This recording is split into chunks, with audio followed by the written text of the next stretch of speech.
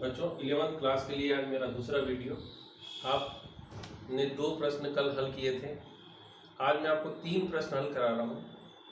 आप कापी में ज़रूर नोट करें और कापी बनाना प्रारंभ कर दें, क्योंकि इस वर्ष कोरोना काल के कारण हो सकता है अपना विद्यालय 15 अगस्त बाद स्टार्ट हो, आपकी पढ़ाई डिस्टर्ब ना हो, इसलिए मैं आपको ये वीडियो आपके स्कूल के ग्रुप में भेज रहा हूँ।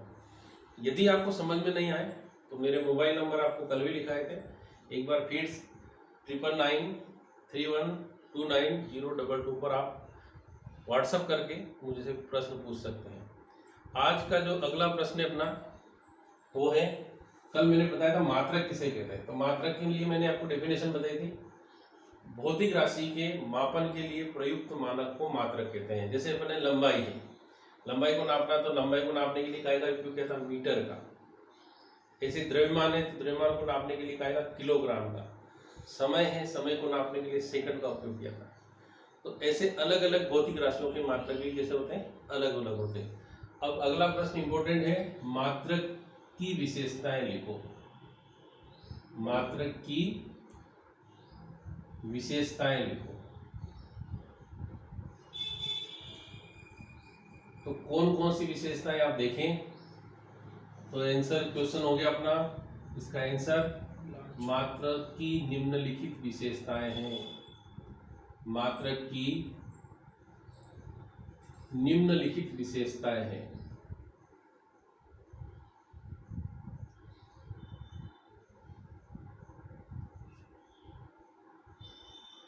पहली विशेषता देखिए आप, नंबर 1, पहली विशेषता, मात्रक स्पष्ट रूप से परिभाषित होना चाहिए। क्या लिखें? मात्रक की परिभाषा बिल्कुल स्पष्ट होना चाहिए।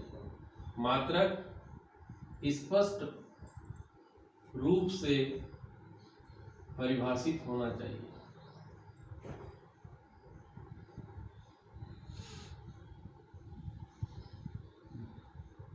दूसरी विशेषता,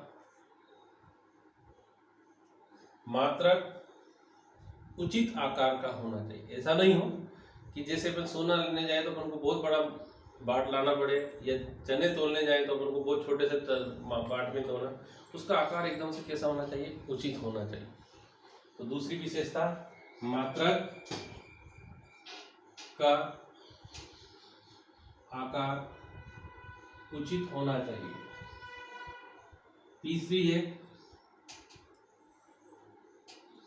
तीसरी विशेषता है, मात्रक पर समय का कोई प्रभाव नहीं पड़ना चाहिए। ऐसा नहीं हो कि हमने मॉर्निंग में यदि किसी का वेट लिया था तो 50 किलो है और इवनिंग में लिया तो वो 25 किलो रह जाए। ऐसा नहीं होना चाहिए। मॉर्निंग में जितना था उतना का उतना ही कैसा होना चाहिए, इवनिंग में भी होना चाहिए। मतलब समय का उस पर कोई प्रभाव नहीं होना चाहिए। तो मात्रक पर समय का प्रभाव नहीं पड़ना चाहिए। समय का प्रभाव नहीं होना चाहिए। तीसरा है, मात्रक पर ताप और दाब का प्रभाव नहीं पड़ना चाहिए। चौथा मीन्स मात्रक पर ताप तथा दाब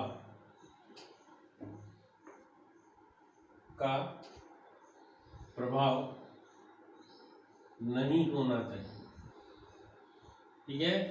लास्ट, मात्रक अंतरराष्ट्रीय स्तर पर सर्वमान्य होना चाहिए। आप लोगों ने सुना होगा एक शब्द चलता अपने भारत में, मण। इस मण शब्द को यदि आप कहते हैं कि आपके कितने मण धान हुआ है, एक हिंद अपनी मालवी में बोलते हैं उसको मण। यदि आप दलोदा साइड वाले बच्चे होंगे तो एक मण में बताते हैं 40 किलो, 20 किलो से। और यदि नाहरगढ़, सीतामऊ और भानपुरा साइड चले जाएंगे तो वहाँ एक मण में 40 किलो होता है। जब इसको आप यहीं पर देखें, आप ये 2 मण है, यदि ये वाला व्यक्ति इसको इस भाव से बेच देगा 40 किलो से तो उसको नुकसान हो जाएगा। इसलिए ये मात्रक ऐसा होना चाहिए जो किस पर, अंतरराष्ट्रीय स्तर पर सर्वमान्य होना चाहिए। तो इसे मात्रक की 6 विशेषताएं हैं। मात्रक स्पष्ट रूप से परिभाषित होना चाहिए, मात्रक का आकार उचित होना चाहिए, मात्रक पर समय का कोई प्रभाव नहीं पड़ना चाहिए, मात्रक पर ताप और दाब का प्रभाव नहीं पड़ना चाहिए, और मात्रक अंतर्राष्ट्रीय स्तर पर मान्य होना चाहिए। अगला प्रश्न है, मूल भौतिक राशियां किसे कहते हैं और व्युत्पन्न भौतिक राशियां किसे कहते हैं? तो देखिए, मूल भौतिक राशियां और व्युत्पन्न भौतिक राशियों की परिभाषा देखो। मूल भौतिक राशि, मूल भौतिक राशि किसे कहते हैं ना? मूल भौतिक राशियां वे भौतिक राशियां जिन्हें व्यक्त करने के लिए अन्य भौतिक राशियों की आवश्यकता नहीं होती है, उसे मूल भौतिक राशियां कहते हैं। वे, परिभाषा में लिख रहा हूं, भौतिक राशियां जिन्हें व्यक्त करने के लिए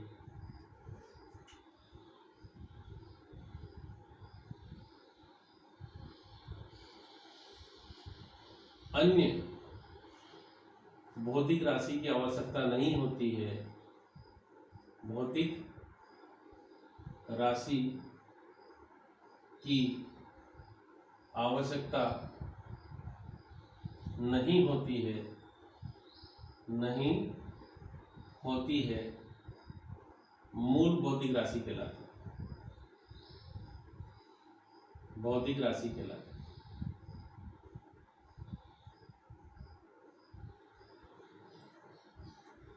उदाहरण जैसे लंबाई। अब लंबाई को व्यक्त करना तो इसमें किसी दूसरी राशि की कहां हो सकता है? ऐसे द्रव्यमान,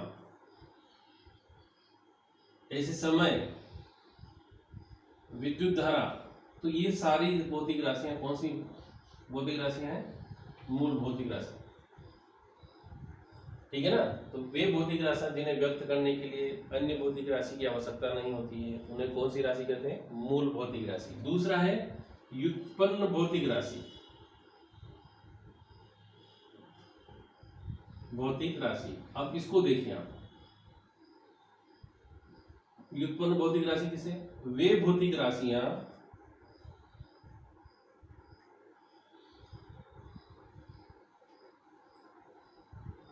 जो मूल भौतिक राशि से मिलकर बनी होती है, जो मूल भौतिक राशि से मिलकर बनी होती है।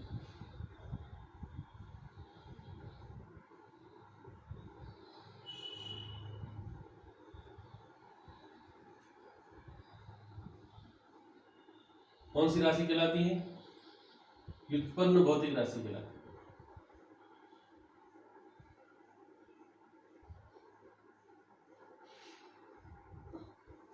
राशि कहलाती है, राशियां कहलाती है। अब उदाहरण देखें, जैसे क्षेत्रफल। अब क्षेत्रफल किसे कहते हैं? तो आप लोगों ने पढ़ा था लंबाई गुणित चौड़ाई के गुणनफल। अब लंबाई भी क्या है? ये क्षेत्रफल दो बार लंबाई से मिलकर बना हुआ है। देखो, लंबाई और चौड़ाई, लंबाई है। ऐसे वेग क्या है? दूरी बटा समय। अब दूरी वही लंबाई और समय, अर्थात वेग दो मूल भौतिक राशियों से मिलकर बना है।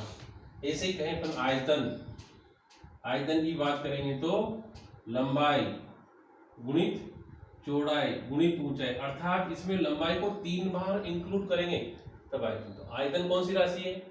व्युत्पन्न भौतिक राशि। समय कौन सी राशि है? तो मूल भौतिक राशि। तो आपको समझ में आ गया मूल भौतिक राशियां और व्युत्पन्न भौतिक राशियां किसे कहते हैं, बहुत अच्छे से समझ में आया होगा। अगला है मूल मात्रक किसे कहते हैं। तो बच्चों सिंपल सी बात, मूल भौतिक राशियों के मात्रक को मूल मात्रक कहते हैं और व्युत्पन्न मात्रक किसे कहते हैं? तो व्युत्पन्न भौतिक राशियों के मात्रक को व्युत्पन्न मात्रक कहते हैं। मैं यहाँ पर बात करूं द्रव्यमान, द्रव्यमान का मात्रक किलोग्राम, पर मैं यदि क्षेत्रफल का मात्रक निकालूंगा तो लंबाई में 2 बार गुणा हुआ है। जैसे लंबाई का मात्रक मीटर गुणित मीटर, तो अपन क्या लगाते हैं? Meter square. तो हम कह सकते हैं व्युत्पन्न भौतिक राशि का मात्रक, जो व्युत्पन्न मात्रक किसे कहते हैं? व्युत्पन्न भौतिक राशि के मात्रक को व्युत्पन्न मात्रक कहते हैं और मूल भौतिक राशि के मात्रक को मूल मात्रक कहते हैं। आप इसी का PDF आज मैं आपको व्हाट्सएप पे सेंड कर दूंगा, यूट्यूब के माध्यम से सेंड करूंगा। आप लोग काफ़ी ज़रूर बनाएं 11th क्लास में। Thank you.